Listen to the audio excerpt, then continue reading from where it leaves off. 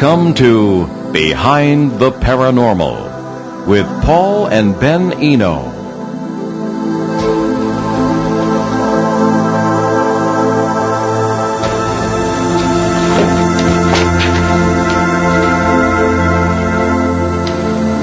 What is a parasite in the paranormal sense? What kind of power do they have? If they can influence people, families, and communities, can they influence nations and whole civilizations? Hello and welcome to Behind the Paranormal with Paul and Ben Eno. This is our 375th show. I don't have a script in front of me, so I have no idea. I'm sorry, 369th show. 369th. Actually, I think we're going to kind of dump the script tonight, unless...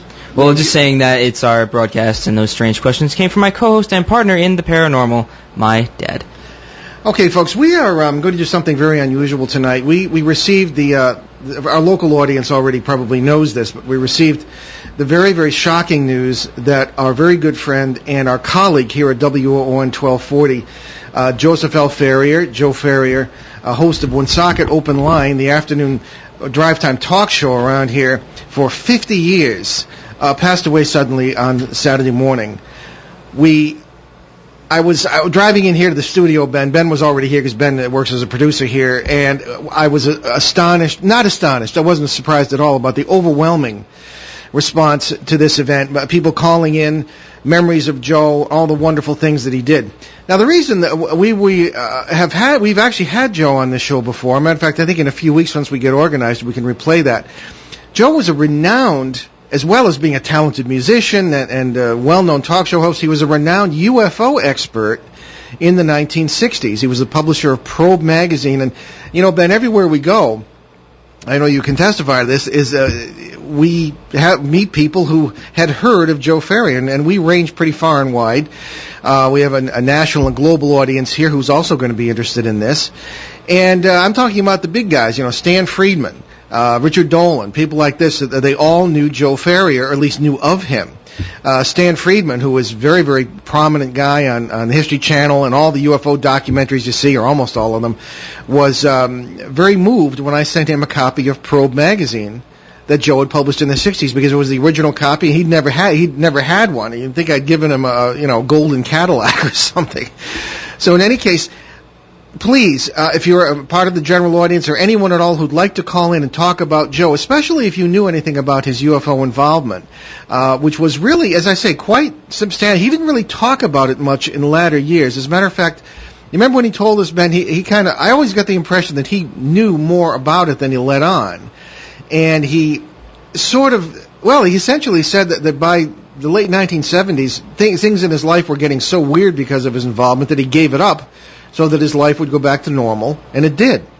So please, feel free to continue the calls at 766-1240 locally, nationally 800-449-1240. Any sort of tribute to Joe, as was going on during the last show in the 2 hours. Let's keep that going if we can. In the meantime, we do not have a guest tonight, as luck would have it. Why don't we ought to replay the show we had with Joe, maybe in 2 weeks. Next week we have Tony Eccles, a British UFO expert, talking about his work. That's not up to me, unfortunately. I know. I don't have access to the replays. Okay, well, I do, so I can arrange that. And so... But in any case, Tony Eccles, we're going to be promoting the London UFO conference. It's going to be going on in September, on the same day that we're going to be speaking in England. So I think that's anybody who's not going to be in Eastern England on the day of our conference can certainly, if they're going to be in London, go to the one at the Bufora conference. The British UFO Research Association is having theirs, and we're good friends with them, and it just happened to be a bad luck, kind of a conflict of the events. But anyway, we'll be having Tony next week, and then the week after that, I think we could replay the show with Joe Ferrierre, where he told us that he said things that he had not said publicly before about his UFO experience. Joe is well known for having taken some very famous photographs of UFO activity over Cumberland, Rhode Island in I believe it was 1967. And I think maybe we ought to post those perhaps on our website. They are available in the UFO literature, very well known. So certainly anyone who is in the local area here in the Blackstone Valley who knew Joe and knew anything about his UFO work, or just want to comment on his marvelous life. He was certainly a dear friend and a true gentleman. And there aren't an awful lot of people. Sometimes, unfortunately, today you can say that about. Wonderful, wonderful man. So, while we're waiting for callers today, certainly, we are going to begin talking about something that people have been waiting to hear, and that is something about... We have a caller. Okay, yeah, we have a caller. Hello, welcome to the show. Hi, I'm George Ball. How are you? Very good, George. Nice to have you call. Okay, listen, I've been listening to Joe for years, and we've had shared mutual experiences. What would you like to know what I experienced that he experienced? Anything at all that you're willing to talk about? Okay, he was, I hate to say it, he was probably more knowledgeable or more intelligent than me as far as UFOs go. Of course they go. They've been here for years. I am not of this world, and I don't think Joe was either. So we shared that experience. Yeah, well, none of us really is. You know, Joe, it was just, there was something unique about him. You know, and I always got the impression, maybe he knew more than he said, but I do remember him saying, that's good, Ben, that he wanted his life to get back to normal in those days. And I know, it was people we always talk to, people we encounter around the country, you know, when we speak, their lives can be turned upside down by this. I don't know if you've listened to any of our other shows, but sometimes, and even on CBS on Sunday nights, we have a show, and weird interference will occur. Excuse me, you have a show on what? On CBS on Sunday nights. Is that TV? No, not quite yet. No, it's a branch of the network out of Detroit, and we're in Detroit, Boston, Seattle, and Pittsburgh. Very hard to explain. I'm probably 3 years older than Joe. God bless his soul that he transpired. But no, I never heard of your show. Oh, well, you have now. We've been on ON since 2009, and we don't do a lot of marketing, but we're kind of well known in the field, and our primary work is in paranormal research. You know, more the ghost stuff and all. But UFOs come into that. Yeah, I understand that. Yeah, it all comes in. You know, it all comes together sooner or later. But of course it does. Yeah. And what do they say? What's going to happen on December 21st and 2012? Well, we're going to see the world change the way it is. Well, we've been covering that. As a matter of fact, we have a show scheduled for December 22nd of this year. Good luck. Well, yeah, that's it. With two guys, D'Erlon, who is an author of the book called the Dooms. You know, what was it? Went blank here. Heaven's Wave, the story, a novel of the Doomsday Prophecy of 2012, it's more than a novel. He's a real expert in the Mayan stuff. And then we have a guy who doesn't believe it, who's a physicist, who's going to be on, and they're going to do. So hopefully, if people are wrong, we'll have the show. I don't believe in the Doomsday Prophecy. I don't really either. What I'm going to tell you is, I'm 73 years old. Okay, so I got a little brain in my head, right? And I have been studying Egyptology, archaeology, everything in my whole life. Now it's astro, and I can see, come on, can we build the buildings that they have built years ago? Where did they come from? How did they build them? Okay, where are you broadcasting from? We're in Woonsocket. Yeah, we're at the studio, WOON studio. You're kidding me. Yeah, so, yeah, I can meet you? No, anything's possible. I can actually go down there and meet you and talk intelligently with you? Well, I don't see why not. Not during the show, though, unfortunately. No. Where do you get your knowledge from?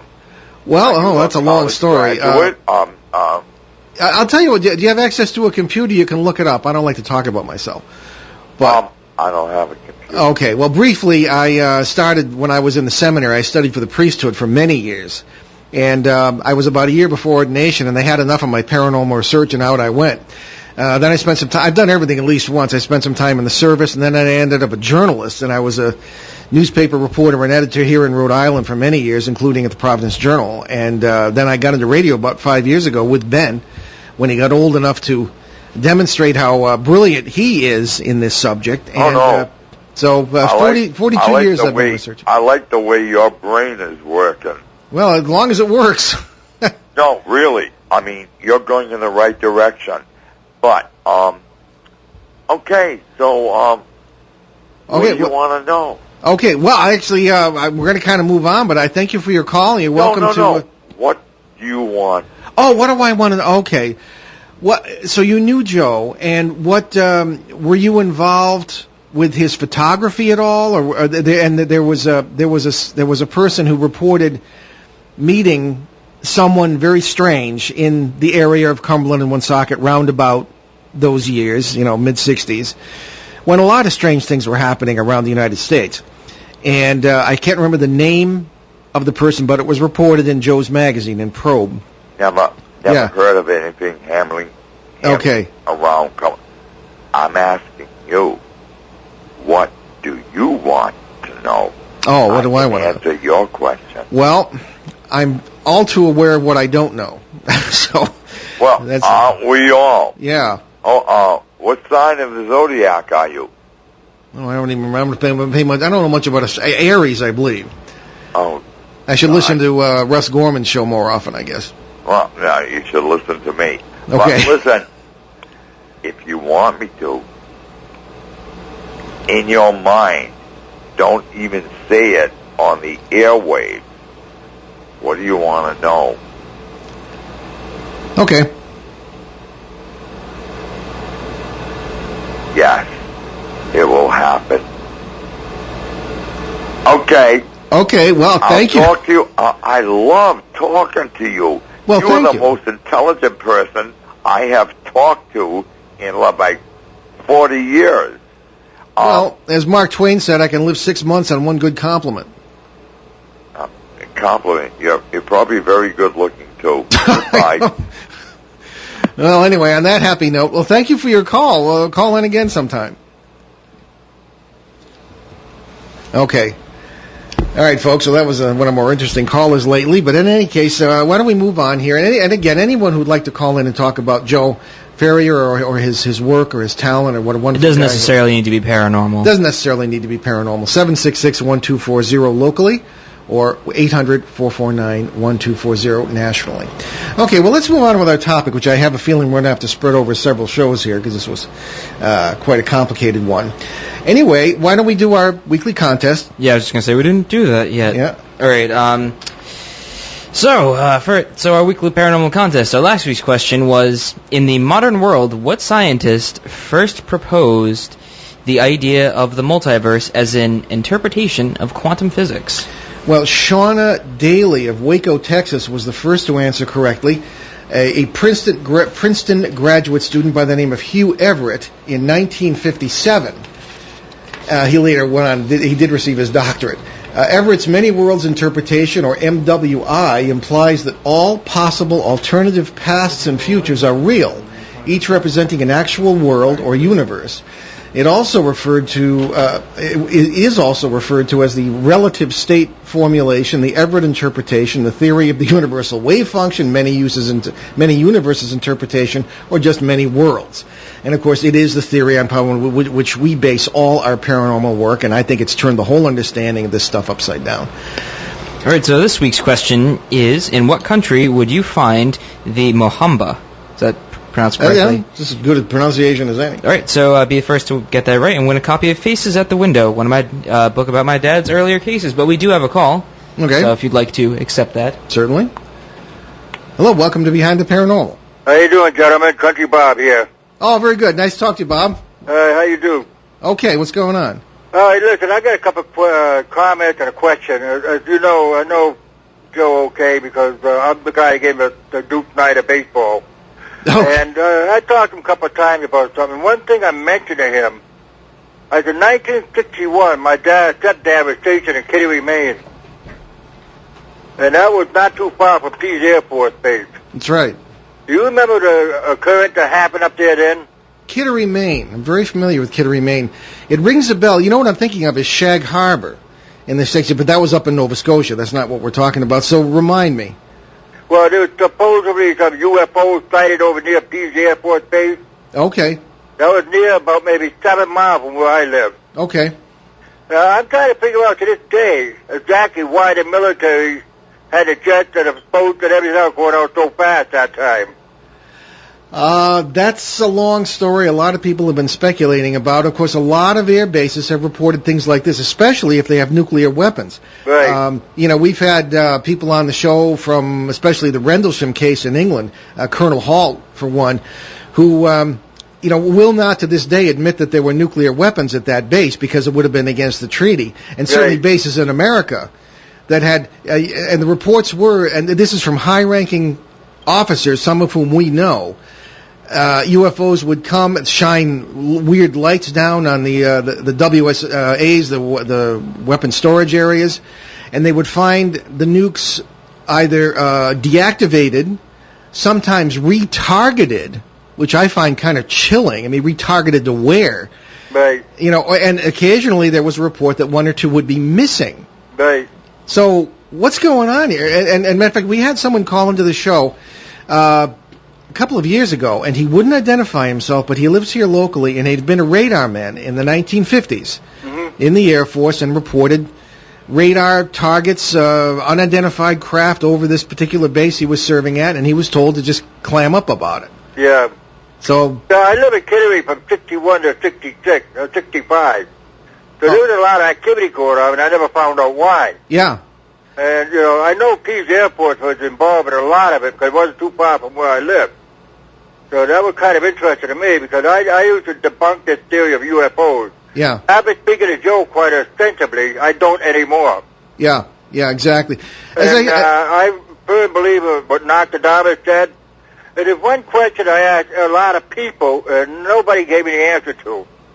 How does 32 civilizations, from Egypt, China, Japan, all over the Mayan countries, come up with the same formula that dictate December 21st, 2012? Well, all the numbers end or begin with 1 and 2. I'll go you one better. There are roughly about 33 civilizations, including people you'd never think of, like the ancient Swedes, people like that, right, who all came up with the same date, more or less. Now there are people. Again, we try to be skeptical and objective here, and there are always other explanations for this. But you're right. When you get something like that, how can that be a coincidence? Right, because there's no communication back then.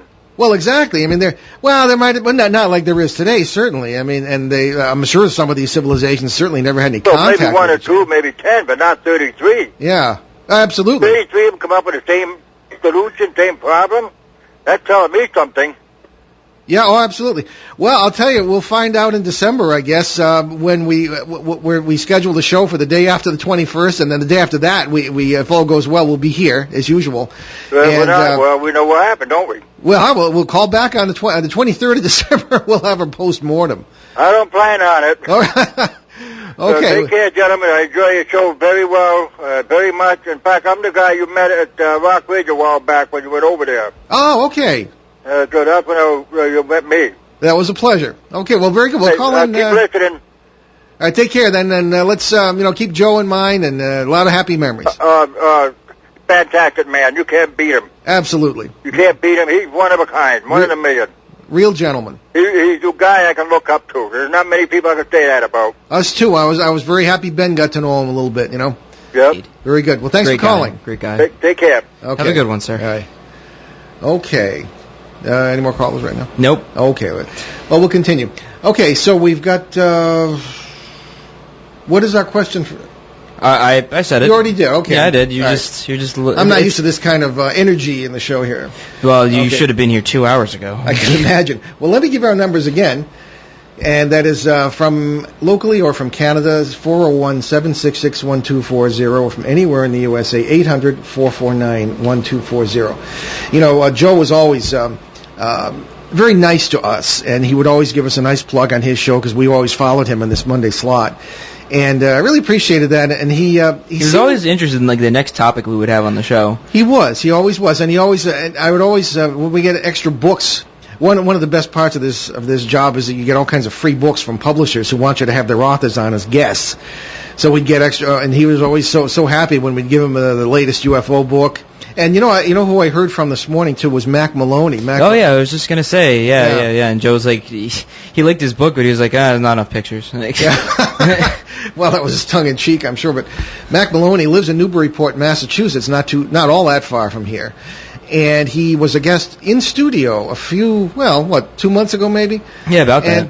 And we don't. That's a real treat for us. We don't have a lot of in studio guests because most of our people are all over the country, or even in the UK or wherever.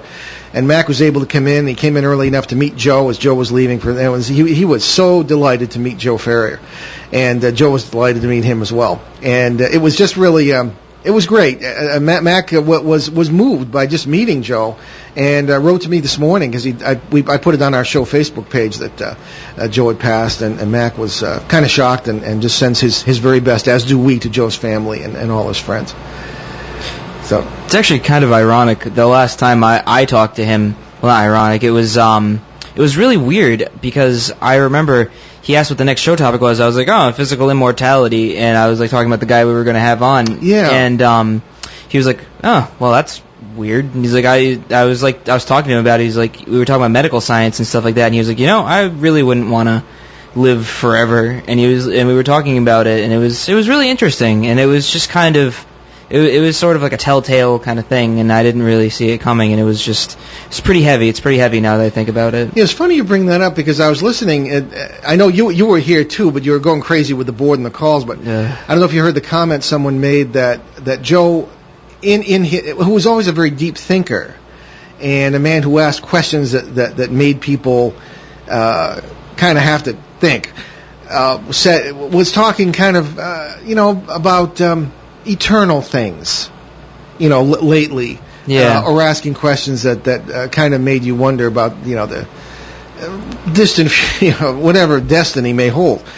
And I don't know, people I think kind of know what's going on. Yeah. And this whole guy, was that last week we had the guy on the physical immortality? Yeah, last Monday. An author who's a wonderful, nice fellow, and I hate to be critical, but he was a sort of guy who you can tell had learned everything he knew in a classroom, like a lot of our leaders today. Yeah. And never actually been out and really done anything practical, which isn't, I suppose, nobody's fault. But he's writing books on this, and he couldn't really address questions adequately, such as, okay, suppose you do pull this off, how do you support yourself for 5 or 6 centuries or quote unquote forever? And the whole idea of physical immortality implies that our bodies is really all there is to us. And I don't believe that at all. Neither did Joe. I don't believe it either. I feel like it just physical immortality. I don't know. You have to have. It's like 6 in one, half dozen in the other. I mean, you can't go one without the other because it's not all spirit and it's not all physical. I mean, that's like it's like the great paradox. Like it's very Descartesian, if you will. Yeah, or Cartesian. Our favorite philosopher from French philosophy. Yeah, but again, it's just we're not machines. I mean, you just keep repairing us, I don't know. He never really got into the topic of exactly what's at the bottom of this. Certainly, there are. Well, he pointed out, and I've heard this from other people, that our bodies are meant to live, are constructed to live about 120 years. Others might say about 150, but the diseases and freight trains and things sometimes have things to say about that longevity. And I think that Joe is very aware of the nature of life in that sense and in the fullest sense. And so, yeah, someone was mentioning earlier that. He was very spiritual, and I believe that. That's an important thing to be. Usually people who are very musical they're very spiritual people, and he really was. Yeah. Well, I envy you in a way, because you got to work with him more than I did here at the station. I was usually really, really busy, and I never had a chance to sit down and talk, but when I did, I took advantage of it. Well, I remember walking into his store. I think you might have accompanied me there once, but I would go in any chance I got. And his store was, as one of the callers said on the last show, was really disorganized, but he knew where everything was. And I wasn't so much interested in the music. He had old music, comic books, old vinyl records, and the store was around long enough for the vinyl record to come back. Now it's making a comeback with something I thought I'd never see. But down in the corner, he had amazing stuff on the paranormal, including his own magazine, Probe. And it was just wonderful to just browse down there. And I would feel guilty because I'd say, well, Joe, how much you want for this? It's marked for, $40. And I went to give him $40. Oh, no, to call it $20, so. And I feel awkward, but that's the kind of guy he was. No, 35. Don't you want to haggle? Yeah, I want to haggle. But anyway, so again, anybody who wants to share their memories of Joe, especially, but not necessarily anything about his paranormal activity, anything at all, 766-1240, locally or nationally, 800-449-1240. So why don't we take our commercial break? We're already halfway through the show here, and then we'll come back and see what happens. Every Paw Sox game is filled with sights you really just can't forget. There's the green of the field, the blue of the sky, the pitcher glaring in toward home plate, and the crowd whooping it up over a home run. But maybe most of all, there's the sight of your kid wearing a baseball glove, eyes big as saucers, collecting an autograph. Every game means something. What will it mean to you? Come on out and see the Pawtucket Red Sox. For ticket information, call 401-724-7300 or visit pawsox.com. Well, we wanted to point out our wonderful reading devices here that you can have without actually buying books, and that is the Amazon Kindle devices, ranging in price from as low as $79, you can all the way up to $199, and the $199 top-of-the-line model Kindle Fire will give you not only over 1 million books, publications of all kinds, magazines, newspapers.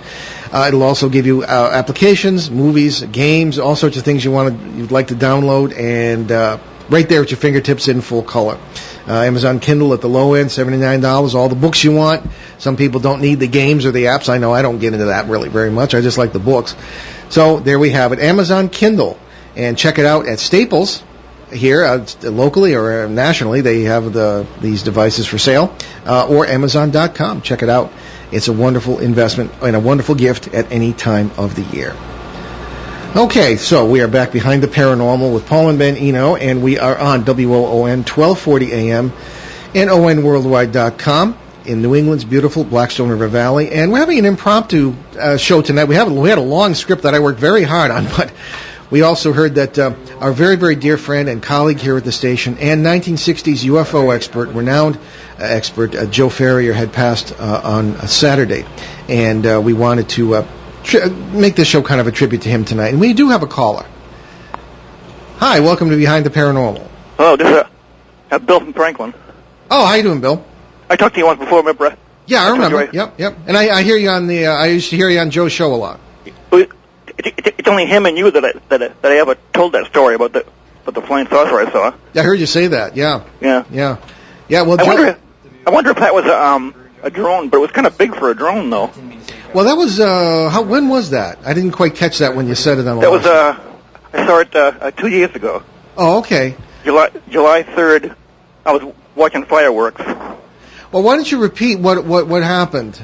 Yeah. So in case people didn't hear it. Yeah, this little parking lot, like two houses down from me, there's a big playground, and I had my camera. I was going to take some pictures of the fireworks, and I had a flash to the. I didn't know how to shut the flash off, and it was flashing, and I think that attracted this whatever it was.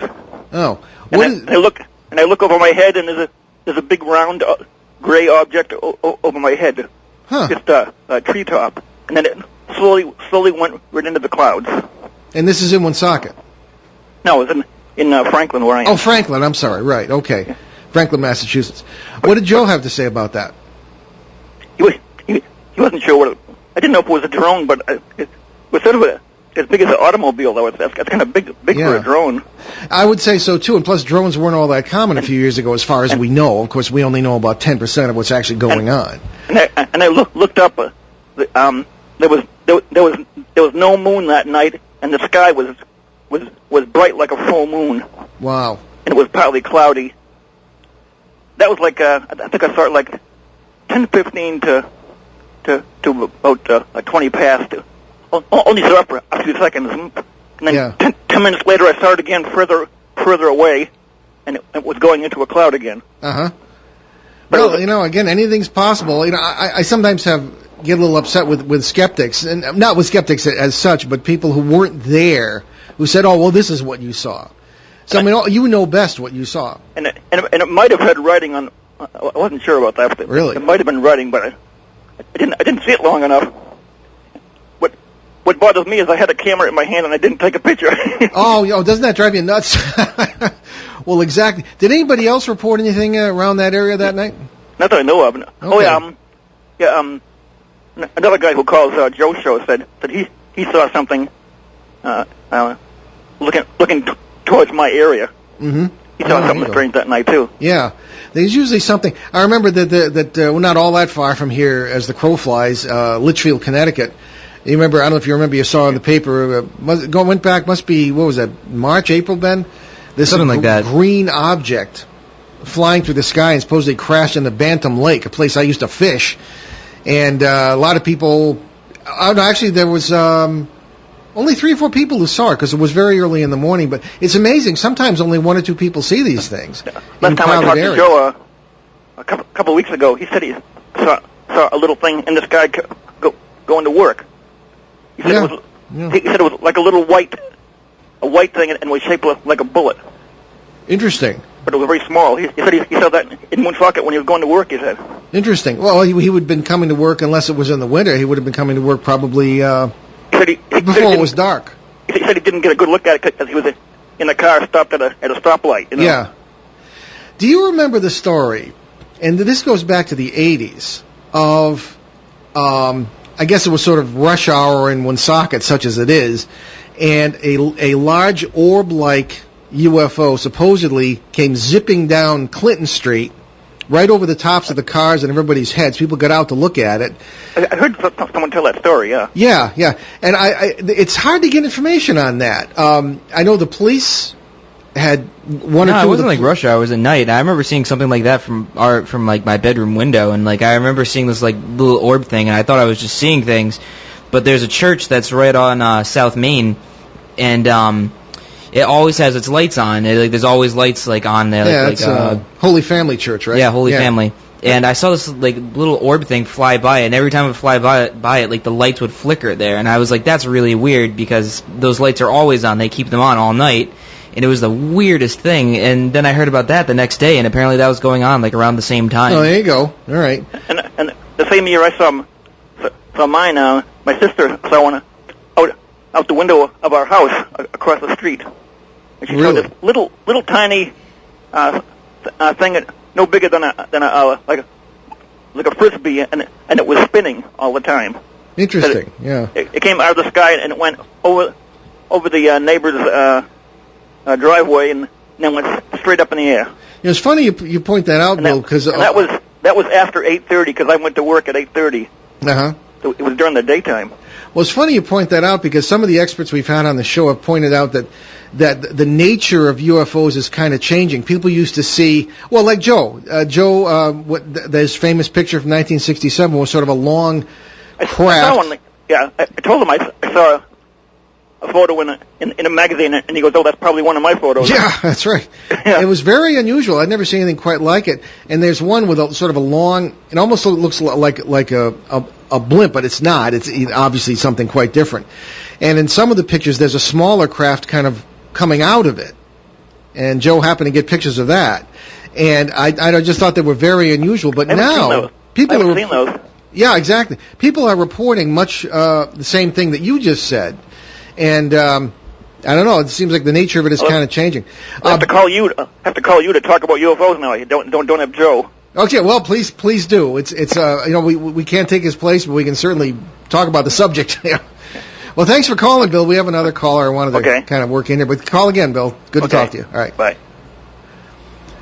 Okay, hello. You're on Behind the Paranormal. Oh, hey guys, how you doing? How are you? I'm doing fine. Well, I'm a long-time listener. I don't get the chance to call too often, but I figured I'd weigh in a couple things about Joe. Glad you did. One thing about Joe is, not only did he have the assassination for the unidentified flying objects. He had a fascination for the identified ones. I mean, he had a big discussion about, the Apollo missions, how they could have been fake, but I alluded to in the earlier show about how Joe would have been all over this new Mars lander like Kirk on the ship of the Enterprise. He would have loved seeing that. I was chewing my nails about 1:30 this morning, I'll tell you. Oh, yeah, you guys were up that night? Oh, man, I was up till 4 o'clock in the morning watching the news. Oh, yeah, well, we're the same kind of guy, I guess. Yeah. It's like, Joe would have been too. I mean, that sucker was huge. I mean, it was like the size of a car. Yeah. It weighed a ton. I think it's 2 tons, from what I read. Was it 2 tons? It could be wrong. I think it's 2 tons, yeah. It's 2 tons. Geez, imagine that, going through an atmosphere 1/10 that of the Earth, going supersonic. Yeah. And then at the end, dropping at 2 miles an hour on the surface. I mean, that's crazy. That's why they call it 7 minutes of terror. Absolutely. Get that thing down there. Absolutely. It was amazing. Quite an achievement. Oh, it was. Yeah. And they say, they're going to have like 2 or 3 years of exploration lifetime in that. Well, didn't they give certain opportunities, like 90 days, look how long they lasted? Well, if they give this thing a 2 or 3 year warranty, then we're going to be looking at views for the next 20 years from this thing. Oh, absolutely. Well, some of the Voyager spacecraft were given, 10, 15-year lifetimes, and they've been out there for 30 years, and they're still clicking, and they're in deep space and sending back very interesting information. Well, aren't they out of the solar system? Oh, yeah. So I think 2 of them are at this point. Yeah, and we're still collecting information. And then the other, the Voyagers, and what were the other ones that we sent? I believe we sent... Well, I think there have been 5 Voyagers. Yeah, I think there's 4 or 5 Voyagers. There's, because all the early Mariner craft, and then the... the Mariners, that's it. Yeah, the other... the stuff all over Mars. My wife was commenting, being the good housekeeper that she is, that Mars must be getting kind of cluttered with the metal garbage at this point. Because who was it who sent the probe to the moon recently? As if they. I think it was China. China sent a probe to the moon. Yeah, they saw all this junk. Yeah, all there's over all the American surface. flags lying around and all stuff that from the. Yeah, we can't pollute this planet. We have to go out and pollute the Mars. There's got to be a better way.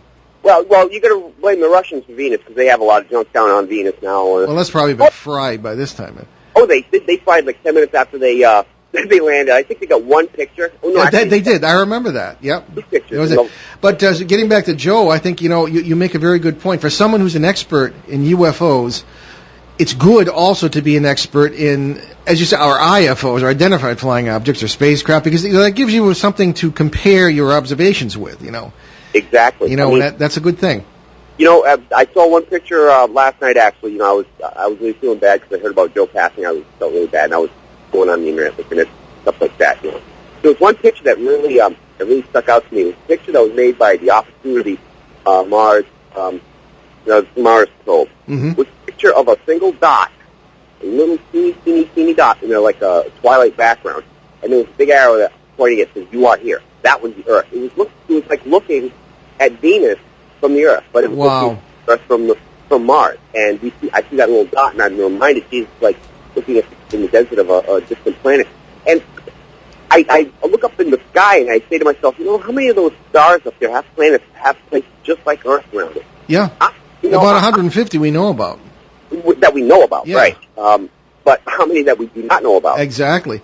And, you're right. It's just how small our problems seem if we really get the perspective of how small we are. Oh, exactly. I'm looking at that picture and I'm saying, that little speck of light is planet Earth. And everything that we know, everything that we've learned, all the happiness and sadness, triumphs and tragedies occurred on that little speck of light. Yeah, that's right. Like, my goodness, I feel like an ant. Yeah, in exactly. This universe. That's true.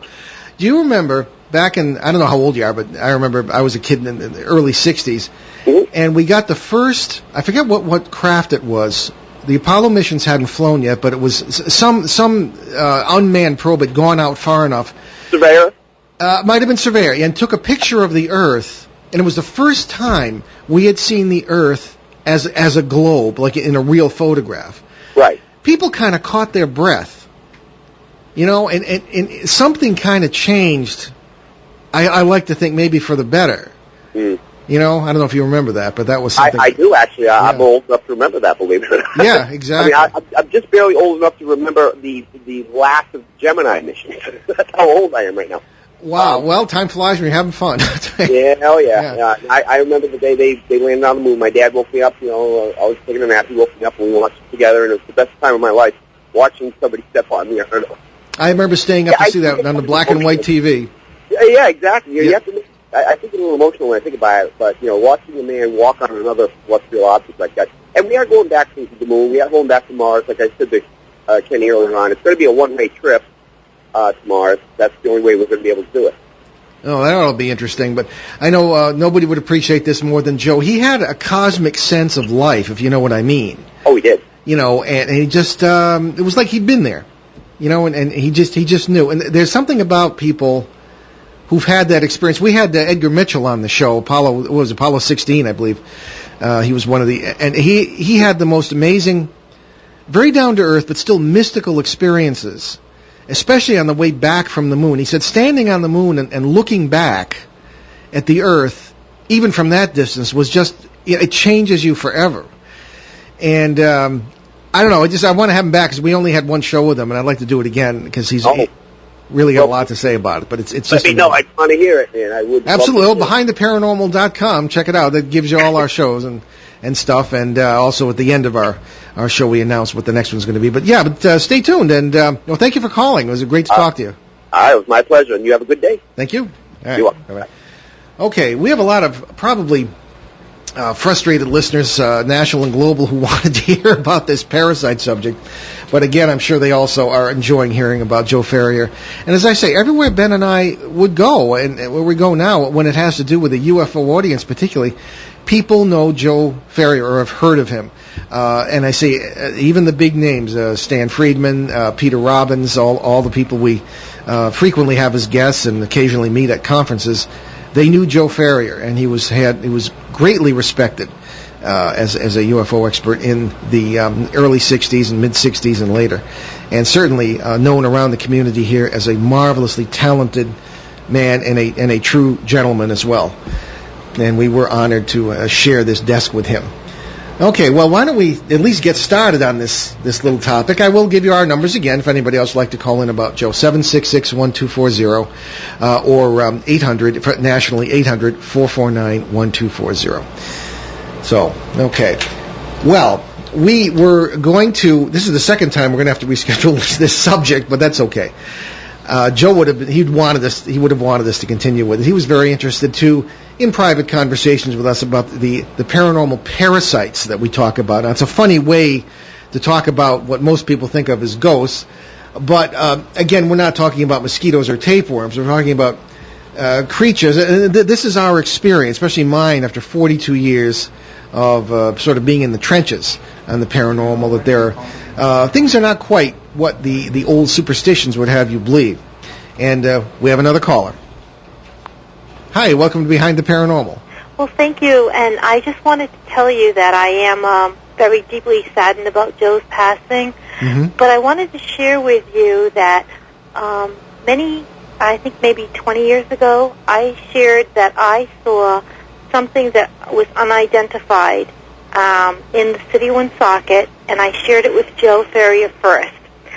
I am open-minded, and I always thought of the possibilities of seeing, of there being extraterrestrial life, but I never actually, felt it or saw it. There wasn't anything that I could validate. Well, one evening, I had returned from work, and I was working in the city of Woonsocket, and I was looking up towards Blackstone. My husband and our neighbor, who was a teenager, was with us at the time. And there was a light in the sky that was compelling to look at. And it was just a light, but it was different than a star. And all of a sudden, this light kind of took off. It showed itself. It was almost like an octagon. It started making these movements that I shared with Joe, were movements that I'd never seen at the time with aircraft. I realized that it could have been something that the government was testing. I have no idea. But I saw something that night that really changed me, because I'm leaning towards the fact that I saw something that was not government, because it compelled me. And Joe said that it's a common thing, and I felt very uncomfortable to talk about it, but he was a trusted friend. Very much and so. I did share it with him, and he said it's very common. He said, "Did you feel anything negative?" I said, "No, nothing negative at all." And Good question. I was so connected, and I was like very, very intrigued. I couldn't stop looking. My husband and the young man at the time, after it happened, kind of like denied like what they saw. Mm-hmm. I didn't, to this day. And I had a lot of conversations with Joe about it. I don't know what I saw, but whatever I saw was something different, unique, and I enjoyed my conversations with Joe. He made me feel like what I saw was something that maybe he shared an experience. And, we talked about it deeper, but I don't know if anyone else has felt that compelled. It was compelling. Like, to look at that light, to stand there and wait for something to happen was compelling. The people we've talked to who are very much like yourself have had these experiences, and Joe would say the same thing, because, obviously people talk to us too. And I hope, let me just say that I hope those of you who are friends with Joe who felt comfortable talking to him about these things would consider us your friends too, and also talk to us with confidence and the confidentiality. But that's why I'm calling tonight. I do appreciate that. Yeah. And I think it's a matter of realizing that you're not alone. And so many people have told us that they had never had an experience before, never had one since, but they had one just like you described, and it had changed their lives. Some people felt, and it's interesting to listen to them, some people said they felt as if they were being tested, which kind of struck us funny. You obviously felt, if I may say, you sound as if you felt kind of privileged. I felt privileged, and I felt very connected, and I can't explain the reason why. And for those listeners that are doubtful, I know that it might sound a little unusual to hear me say this, but I felt like there was an intelligence that was out there that was very knowing. Mm-hmm. I didn't feel threatened by it. I felt honored to be a part of it. I didn't know what I was really looking at, but it was something so dynamic. They wanted something from me, I felt, but I didn't know what it was. Interesting. You know what you're describing? You're describing the experience of thousands, perhaps millions, of people who have had experiences of shamans throughout history, in cave paintings, all the way up to modern shamans in the Amazon basin, and oddly enough, modern people who say they've had UFO experiences. The story is very similar. They felt privileged. They felt as if they were someone was trying to teach them something.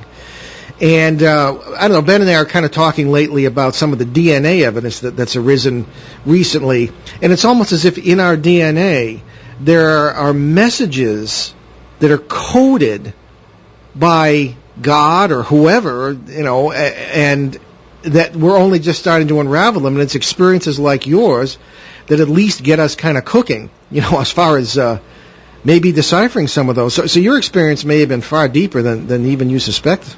I wouldn't even deny that for a minute. I can tell you that ever since I was a child, I was very intuitive. Yeah. My grandmother, my mother, very, very intuitive. I think that this even escalated that even further. And whatever it was that was the interaction was peaceful. It was not intrusive. I felt very comfortable with it, and I don't know.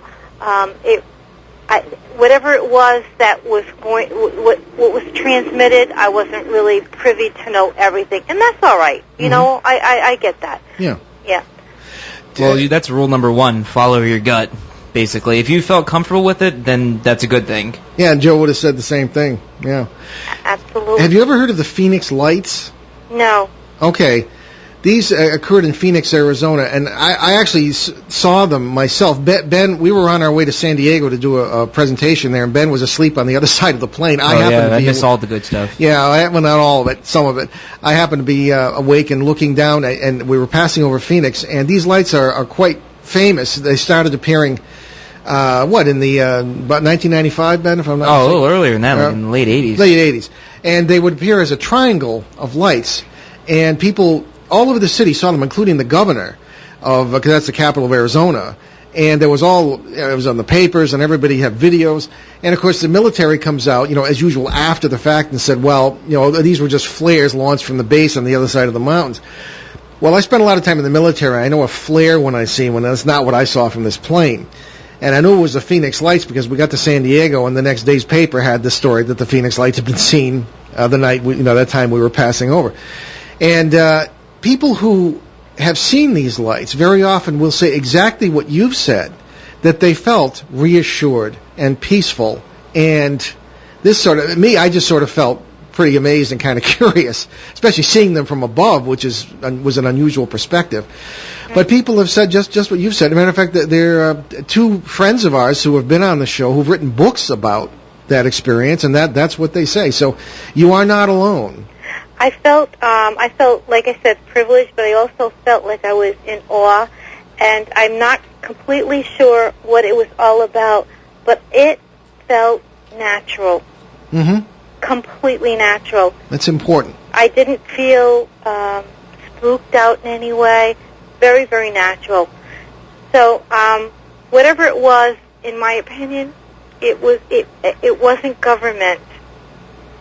If it was, maybe it was some sort of weird government thing. Well, I don't think it was from the government. It wouldn't make you feel reassured somehow. I get that feeling. You are right. You are right on that. Yeah. But when I had my conversations with Joe and Bill, may I say, if you're listening, I'm so glad that you've called this show, and I hope you can continue your conversations, because I've listened to Bill for a long time too. There was just something about Joe that made you feel so inclusive. He didn't judge, and it was a safe place to land. And we shared a lot. Very, very intelligent gentleman. I'm going to miss my conversations with that great thought master.